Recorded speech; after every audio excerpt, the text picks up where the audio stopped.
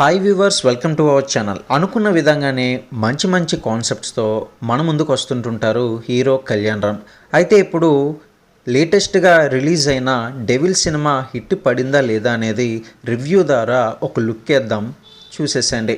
మరి ఈ సినిమాకి సంబంధించిన ప్లాట్ విషయానికి వచ్చినట్లయితే మద్రాస్ ప్రెసిడెన్సీలోని రాసపాడులోని జమీందార్ కూతురు విజయ హత్య జరుగుతుంది. ఆ కేసును ఇన్వెస్టిగేషన్ చేయడానికి బ్రిటిష్ సీక్రెట్ ఏజెన్సీలో పనిచేసే సీక్రెట్ ఏజెంట్ డెవిల్ అంటే ఎవరో కాదు, నందమూరి కళ్యాణ్ రామ్ను నియమిస్తారు. అయితే ఆ మిషన్ను బాధ్యతను తివర్నకు అప్పగించినట్లు బ్రిటిష్ ప్రభుత్వానికి కోడ్ సమాచారం అందుతుంది. ఆ కోడ్ను డీకోడ్ చేసే బాధ్యతను డెవిల్కి అప్పగిస్తారు. ఇక జమీందార్ కూతురు విజయను ఎవరు ఎందుకు హత్య చేశారు, విజయ్ మర్డర్ మిస్టరీని డెవిల్ సాల్వ్ చేశాడా, అలానే నేతాజీ రాకను డీకోడ్ చేయడానికి చేపట్టిన ఆపరేషన్ టైగర్ హంట్ మిషన్ను డెవిల్ ఎలా డీల్ చేశాడు, నేతాజీ రాకకు నౌషదకు లింక్ ఏమిటి, నేతాజీ సేవలోని మణిమేకల రోల్ ఏమిటి, నేతాజీ సందర్శనకు ఏర్పడిన అడ్డంకులను త్రివర్ణ ఎలా పరిష్కరించారు అనే ప్రశ్నలకు సమాధానమే ఈ డెవిల్ సినిమా కథ. అయితే డెవిల్ కథ విషయానికి వచ్చినట్లయితే కనుక విజయ్ అనే మర్డర్ మిస్టరీ ఆధారంగా స్వాతంత్రోద్యమం చుట్టూ అల్లుకున్న కథ, మర్డర్ ఇన్సిడెంట్తో కథను ఇంట్రెస్టింగ్గానే మొదలు పెట్టారు. కానీ ఆ మిస్టరీ డ్రామాలో క్యూరియాసిటీ క్రియేట్ చేయలేకపోవడం వల్ల ఫస్ట్ హాఫ్ రొటీన్గా రెగ్యులర్గా సాగిన ఫీలింగ్ అయితే కలుగుతుంది. ఇక రకరకాల వేరియేషన్స్తో సాగడం వల్ల అసలు కథలోని వెళ్ళడానికి దాదాపు సగం సినిమా వరకు వేచి చూడాల్సిన పరిస్థితి అయితే ఏర్పడిందనే ఫీలింగ్ అయితే కలుగుతుంది. మరి నాకైతే అలా అనిపించింది. ఈ సినిమా చూసిన తర్వాత మీ యొక్క అభిప్రాయం కూడా తెలియజేయండి. కాకపోతే దర్శకుడు మాత్రం ట్విస్టులతో మాత్రం మంచి మసాలా అయితే ఇచ్చాడు.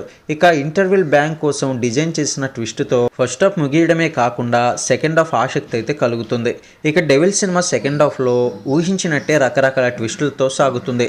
ఆ ట్విస్టులను రివీల్ చేసే తీరు బాగుంది. కానీ కథలో ఎమోషన్స్, ప్రేక్షకుని ఓ అనుభూతికి గురి చేసే సంఘటనలు లేకపోవడం వల్ల కథనాలు రొటీన్గా మారినట్లయితే కాస్త కనిపిస్తుంది. ఇక త్రివర్ణ క్యారెక్టర్ రివీల్ తర్వాత మళ్ళీ సినిమా ఊపందుకున్న ఫీలింగ్ అయితే నాకు కలిగింది. ఇక రొటీన్ క్లైమాక్స్తో అనిపిస్తుంది.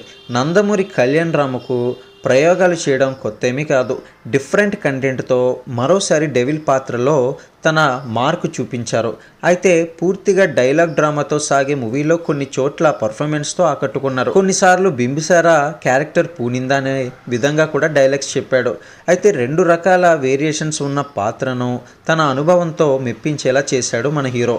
ఇక సంయుక్త మీనన్కు మరోసారి లభించిన బలమైన పాత్రకు పూర్తి న్యాయం అయితే చేసింది.